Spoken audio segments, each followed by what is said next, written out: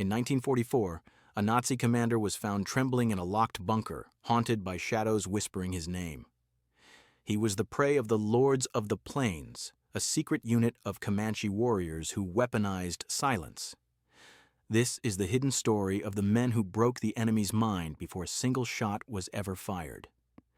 On a moonless night in November of 1941, just weeks before the smoke would rise over Pearl Harbor, a black government sedan wound its way through the rural outskirts of Lawton, Oklahoma.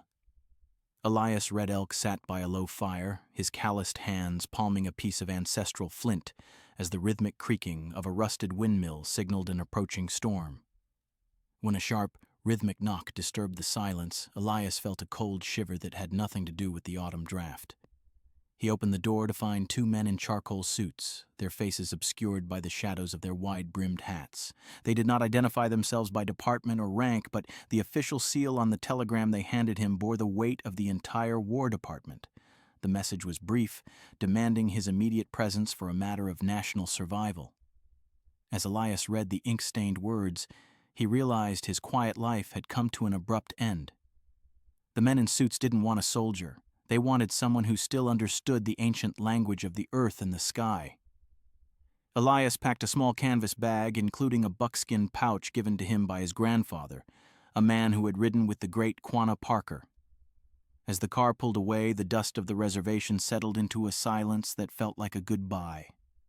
The drive to Fort Benning was a blur of neon signs and crowded city streets, sights that felt abrasive to a man raised on the quiet geometry of the plains. Upon arrival, he was not taken to the barracks where thousands of fresh-faced boys were learning to march. Instead, he was led past 3 separate security checkpoints to a brick building that had been omitted from the base directory. He noted that the guards at the door wore no division patches, and their eyes held the hollow look of men who had seen things that did not exist in daylight. In a windowless basement deep within the heart of Fort Benning, 17 young men sat in a circle of folding chairs, their shadows stretching long across the cold concrete floor. The heavy steel door groaned as a brigadier general stepped into the light, wearing no medals, his eyes carrying a weariness that suggested he had seen the end of the world. He sat among them as an equal, his voice a low, gravelly whisper that seemed to vibrate in the stones.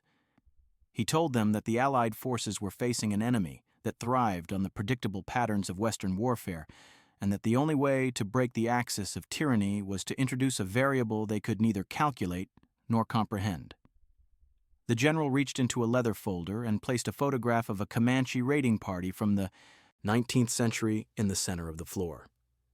He explained they were there because they possessed a cultural memory of psychological dominance. The general spoke for 3 hours about the concept of asymmetric terror.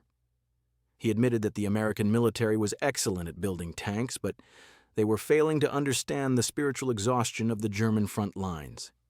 He looked at Elias and said, "We need you to be the ghost in their machines. We need you to teach our boys how to walk through a forest without snapping a twig, and how to make a man believe his own mind is his worst enemy." Elias felt the weight of the moment, a strange irony that the very people who had forced his grandfather onto a reservation were now pleading for the secrets of that grandfather's strength. To agree meant stepping out of the light of traditional history and into a classified existence. As the meeting concluded, the general shook each man's hand, his grip firm. He looked Elias in the eye and whispered that the world was about to see what happens when a modern army remembers the ancient ways. The military burned the records of what happened next, which is why your subscription is the only way we keep these names alive. Please take a moment to subscribe so we can continue to bring these forgotten voices back to life. The true story of the Comanche warriors is only just beginning. High above the jagged rim of a remote box canyon, a seasoned infantry instructor stood with a whistle frozen at his lips, scanning the brush for 17 men he knew were there, yet could not find. This was not standard military instruction. There were no polished parade grounds. Instead, the men were taken to rugged terrain to shed the rigid posture of the modern soldier. Elias spent hours learning to regulate his breathing, matching his heartbeat to the slow pulse of the earth, practicing the art of the fear walk. The training was sensory-driven. They were taught to navigate by the heat radiating from stones at night and to identify the subtle shifts in bird calls that signaled an approaching intruder miles away. The instructors watched in stunned silence as the Comanche recruits demonstrated techniques that defied tactical logic, navigating by the subtle lean of the trees and communicating across miles using low-frequency whistles. One afternoon, a group of elite Army Rangers was tasked with finding the Comanche unit within a 5-mile radius. By nightfall, the Rangers had found nothing, but every single one of them woke up the next morning to find that their shoelaces had been tied together and their rifles had been moved 10 feet away while they slept. The Rangers were shaken to their core, realizing that they had been entirely vulnerable to an enemy they never saw. This was the moment the High Command realized the Lords of the Plains initiative was ready for deployment. While the roaring engines of thousands of planes filled the dawn sky over Normandy on the 6th of June, 1944, 17 men had already vanished into the pre-dawn mist of Utah Beach. Elias Red Elk felt the spray of the English Channel turn to the cold dampness of the Norman soil as he moved inland. His mission was to act as the invisible nervous system of the 4th Infantry Division. Elias moved through the thick, ancient shrubbery of the bocage as if he were back in the brush of Oklahoma. As they pushed deeper, the Comanches began to employ psychological tactics. A German sentry would turn to find his canteen missing, or a small arrangement of stones placed exactly where he had been standing. These were the calling cards of the Numunu, designed to signal to the adversary that they were being watched by something they could not see. In the village of Sainte-Marie-du-Mont, Elias found himself perched in a ruined bell tower, watching a German artillery crew. Instead of calling in a strike that would have leveled the historic structure, he spent the night using a small acoustic device that generated a low-frequency thrum, barely audible but enough to induce physical nausea and intense anxiety in the men below. By dawn, the German crew had abandoned their post, leaving their guns intact. They fled toward the rear lines, telling stories of a vibrating curse that had infested the stone walls. This subtle intervention allowed the American paratroopers to take the village without a single casualty. The brilliance of this shadow deployment lay in its contrast to the mechanical nature of the war. Elias and his brothers provided the essential intelligence that allowed the Allied forces to navigate the labyrinthine hedgerows, identifying traps and hidden artillery positions. For the young men from Oklahoma, they were the guardians of a secret that was winning the war from the inside out. Do you believe some secrets are kept by the government to protect us? Or does the world deserve to hear the full truth of what happened in those French shadows? Tell me your thoughts in the comments below. By nightfall of the first day, the beachhead was secure, but the Ghost unit had already pushed miles ahead of the front lines, moving toward a fortified bunker. Inside that reinforced concrete bunker, the German Oberst sat paralyzed. He was not being besieged by tanks, he was being systematically dismantled by an invisible force. Elias Red Elk and his unit began a campaign of psychological disruption, layering the night with acoustic mimicry that defied logical explanation. They used the bunker's own air vents to whisper the names of the soldiers' wives and children, a technique derived from ancient scouting methods meant to drain the spirit of a besieged camp. One by one, the German perimeter guards were neutralized, not by violence, but by a paralyzing sense of being hunted. Elias would move within inches of a sentry, leaving behind a hand-carved piece of Oklahoma flint, a physical manifestation that the enemy was already inside their wire. The German commander's diary, recovered weeks later, spoke of the wind that has a memory. He wrote about how his men would suddenly burst into tears for no reason, and how the darkness seemed to have eyes that reflected no light.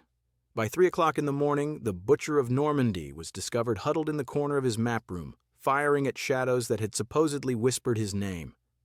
When the regular Allied infantry arrived, they found 75 seasoned soldiers who surrendered with tears of relief, begging to be taken away from the painted demons of the forest. They were so psychologically broken that many could not speak for days, only pointing at the shadows with trembling fingers. The psychological footprint of the Lords of the Plains was expanding. At a German transit hub near Cherbourg, Elias and his team utilized a method they called the Hollow Man. They infiltrated the facility and, without ending any lives, they removed the firing pins from every rifle in the armory and replaced them with small feathers. When the Allied assault began the next morning, the German soldiers reached for their weapons only to find them symbolically disarmed. The confusion and spiritual defeat were so absolute that the entire garrison of 400 men surrendered to a scouting party of only 10 Americans. This wasn't just warfare. It was a masterclass in the ancient art of the coup, counting victory by touch and audacity rather than by the count of the departed. This was the hidden brilliance of the Lords of the Plains. Elias watched as the prisoners were led away, feeling a satisfaction that had nothing to do with the loss of life. He had helped break the axis of tyranny by using the very culture that had once been suppressed. He felt a deep connection to his grandfather in those moments, realizing that the Numanu way of war was not about the sword, but about the sovereign control of the battlefield's atmosphere. As the morning sun began to burn through the fog, Elias felt the first bite of the winter wind. The triumph in Normandy was only the beginning. The unit was soon moved to the Hortgen Forest, a place of such dense foliage and darkness that it was known as the Green Grave. Here, the Comanches thrived. They lived in the tree canopy, moving from branch to branch to avoid the thousands of landmines that littered the forest floor. They became the silent eyes for an army that was blind. Elias once spent 48 hours motionless in a rain-soaked depression observing a German panzer division's movements. His report, transmitted in the unbreakable Comanche code, allowed the Allies to execute a surgical strike that neutralized the entire armored column before it could engage the main American line. One afternoon, Elias encountered a German scout who was no older than 18. The boy was sitting by a small fire, weeping quietly over a letter from home. Elias was close enough to touch him, his hand hovering over the hilt of his blade. But instead of taking his life, Elias reached into his pouch and placed a small piece of dried venison on the log beside the boy while his back was turned. He then vanished back into the shadows. The boy's reaction, the moment he found the gift and realized a ghost had been standing beside him, was a testament to the strange, dual nature of the Comanche mission. They were there to win a war, but they never lost their understanding of the human soul. In the winter of 1944, the Ardennes forest became a cathedral of frozen silence.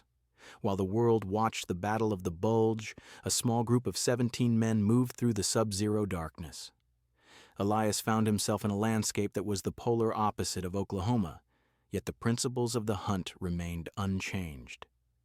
Infiltrating a major German logistics hub, they did not use explosives. Instead, they moved through the camp while the soldiers slept, rearranging their world. German officers woke to find their maps moved to the floor and their boots tied in intricate knots. They found their ammunition replaced with stones from the local riverbed. No one had been harmed, yet the message was clear. The Americans had warriors who could walk through their strongest defenses. Elias watched as the camp fell into a state of hysterical paranoia. He saw a German sergeant scream at the empty air, convinced that the trees themselves were moving closer every time he blinked. The Lords of the Plains had turned the Ardennes into a haunted house for the Wehrmacht. Throughout that bitter December, the shadow hunters survived on almost nothing, using survival skills passed down through generations. They were the invisible guardians of the Allied flank, providing the exact locations of hidden Tiger tanks. This story of psychological mastery was hidden for 80 years. This story was hidden for 80 years, and your help is the only way it survives today. Share this story with someone who respects the true history of our veterans. By January, the unit had moved toward the Siegfried Line. Here, the German defenses were legendary, miles of dragon's teeth, concrete tank traps, and pillboxes. The Comanches used their knowledge of subterranean patterns to find the weak points in the German tunnel systems. Elias led a 3-man team into a ventilation shaft that was barely 2 feet wide, crawling for half a mile in total darkness to emerge behind the main defensive line. They didn't blow up the bunkers, they simply jammed the locking mechanisms from the outside, trapping the German soldiers inside their own fortifications. When the American tanks arrived, they found a fortress that could not fire back. The Lords of the Plains had won the battle without a single explosion, a feat that was immediately classified at the highest levels of the War Department. As they pushed into the heart of Germany, the unit was tasked with liberating a series of high-value political prisoners held in a castle in Bavaria. The approach was vertical. Elias and his brothers used traditional scaling techniques to climb the sheer cliffs beneath the castle walls under the cover of a thunderstorm. They bypassed every electronic alarm and every sentry post by moving in perfect synchronization with the rhythmic strikes of lightning. By the time the German garrison realized they were under attack, the prisoners had already been extracted through the very windows they had been peering out of for years. It was a mission of such surgical elegance that the liberating general refused to believe no shots had been fired until he walked the perimeter himself. As the frost began to melt, the physical war was nearing its conclusion, but for Elias, a different kind of struggle was beginning. The wolf skin he had donned was starting to feel like it might never come off. In a shattered farmhouse on the edge of the Rhine, Elias Red Elk stood before a cracked mirror. The eyes in the glass were those of a wolf who had spent too many nights in the skin of a ghost. By the spring of 1945, the internal toll was manifesting. Elias found he could no longer sit with his back to a door. He found himself counting the heartbeats of everyone in the room, unable to turn off the heightened awareness that had kept him alive in the shadows. He and his brothers had become so adept at invisibility that they felt disconnected from the humanity they were fighting to protect. They would sit together in silence for hours, needing no words to communicate their shared exhaustion. The military command noticed the change. The men were quieter, their movements unsettling even to their own officers. Elias wrote letters home, but the words felt hollow. He tried to describe the beauty of the European cathedrals, but he could only think about the best places to hide a sniper in the rafters. He realized that the war had moved inside him, a silent conflict of the soul that had no armistice. The army censors, recognizing the sensitive nature of their psychological state, began to intercept and hold these letters, fearing the soldiers' families would realize their sons had been fundamentally altered. The tragedy of the Shadow Warrior is that his skills make him a hero, but also a stranger to his own life. As the German resistance crumbled, Elias wondered if there was a way back for men who had learned to make the world tremble without a word. He watched the liberation of the concentration camps from the perimeter, his heart breaking for the victims, yet he felt unable to join the cheering crowds. He was a creature of the periphery, a man who had seen the absolute worst of human nature from the vantage point of a ghost. He stood on the edge of the Rhine watching the water flow toward the sea, wondering if the red dust of Oklahoma could ever scrub the charcoal paint from his spirit. In the final weeks of the conflict, a different kind of operation was unfolding. A specialized administrative team was dispatched with orders for erasure. They were the men of the Black Vaults. Elias Red Elk watched through a window as crates of documents were fed into a roaring bonfire. He recognized the designations for the clandestine psychological units and the training logs from the Oklahoma canyons. The military leadership feared that if the world learned of the Ghost Unit, it would complicate the peace. They were worried that the techniques used, hallucinogenic compounds and acoustic terror, would be viewed as war crimes by the newly forming international courts. They wanted a story of victory through industrial might, not through the weaponization of ancestral nightmares. Elias watched as the written evidence of his bravery, the reports of the Fear Walk, turned to ash. He was being told that his service was a secret he would have to carry alone. The official rosters were being systematically altered, and the names of the Comanche specialists were being moved to miscellaneous clerical roles. A Captain Elias had never met handed him a discharge paper that listed his role as supply clerk. When Elias tried to protest, the captain looked at him with a cold, flat gaze and said, "For the sake of your family and your future, you were never in France, Sergeant. You were in a warehouse in New Jersey, do you understand?" The weight of the silence was heavier than the pack Elias had carried through the Ardennes. He realized that his government was not just asking for his silence, they were asking for his identity. He saw his comrades being led into separate rooms, each receiving the same ultimatum. They were the men who had saved thousands of Allied lives, and they were being rewarded with a blank space in history. It was a cold, clinical betrayal that made the winter of the Bulge feel warm by comparison. Elias boarded the transport ship toward the American coast, feeling a profound sense of isolation. He was returning to a country that would officially deny he had ever stepped foot in the French hedgerows. He was a man without a recorded history. But, as the shoreline of the United States appeared, Elias realized that while the government could burn the paper, they could not erase the spirit of the Numunu. He touched the buckskin pouch in his pocket, feeling the small piece of Oklahoma flint he had carried across the ocean and back. He stood at the railing of the ship, watching the Statue of Liberty pass by, and he whispered a prayer in a language the censors could never translate. Elias Red Elk stood on the platform of the Lawton train station, yet the familiar scent of red dust felt as heavy as the smoke of a burning city. He spent his first nights in the Wichita Mountains because the four walls of a bedroom felt like the confining concrete of a bunker. His family watched a son who flinched at the sound of a closing door. To the rest of Lawton, he was just another veteran. They had no idea he had spent his service as a ghost among the perished. He struggled to find work, his mind too sharp for the mundane tasks of a farm. He would often find himself standing in the middle of a field, watching the movement of the grass, waiting for a signal that would never come. He was a man with a map of Europe burned into his brain and nowhere to go. The turning point came when tribal elders requested his presence near a hidden creek. They performed a traditional wiping of the tears ceremony. As the fragrant smoke of burning cedar rose, the elders spoke to the men not as soldiers, but as sons who had carried the darkness so that the rest of the tribe could live in the light. One elder, who had seen the transition of many warriors, whispered to Elias, "The government wants you to forget, but the earth remembers. Your footprints are still in that forest, and they are blooming into something beautiful." In that recognition, the heavy silence began to lift. For the first time since 1941, Elias felt the tension leave his shoulders. He began to work with the youth of the tribe, teaching them the language and the old ways, ensuring that the Lords of the Plains legacy would live on in a different form.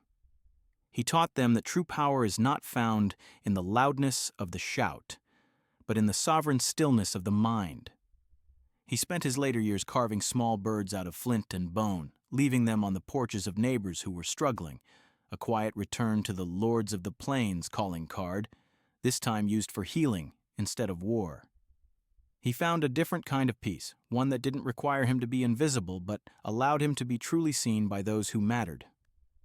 In the autumn of 2023, a lone hiker in the Wichita Mountains stumbled upon a rusted carbon steel knife, its blade etched with a small circular symbol representing the 4 cardinal directions. This discovery was a physical echo of a time when 17 men walked through the fires of Europe as invisible guardians. As the declassification of old war records began to pick up speed, the fragments of their journey started to knit together. We now know that the Lords of the Plains were responsible for over 200 missions that were never officially credited. They operated in a space between the known and the unknown, serving a country that tried to forget them with a loyalty that history can no longer ignore. Elias Red Elk spent his final chapters as a quiet pillar of his community, teaching the younger generation that their culture was a shield to be polished. He lived to be 96 years old, passing away quietly in the same farmhouse where he had first received that midnight telegram. He lived to see the day when the military admitted that the psychological mastery of the Comanche units had likely shortened the conflict by months, preserving the lives of thousands of soldiers who never even knew they were being protected. He saw the first official medals for code talkers presented, and while his specific shadow unit remained classified for several more years, he knew the tide was finally turning toward the truth. As the sun sets over the red horizon of Oklahoma, the shadows of the Wichita Mountains reach out like the memory of those 17 warriors. We carry their story now as a testament to the fact that true strength is found when we embrace who we are meant to be. The rusted knife found in the mountains has been placed in a museum, but some say that if you walk those hills at twilight, you can still feel a presence that is both ancient and protective. The government burned the records and scrubbed the rosters, but they couldn't erase the spirit of the men who carried the darkness so we could have the light. If you believe these 17 heroes deserve to be remembered after 80 years of silence, hit the like button and subscribe to join us as we unseal the greatest lost chapters of our history. The files are opening, the truth is coming home, and we're just getting started.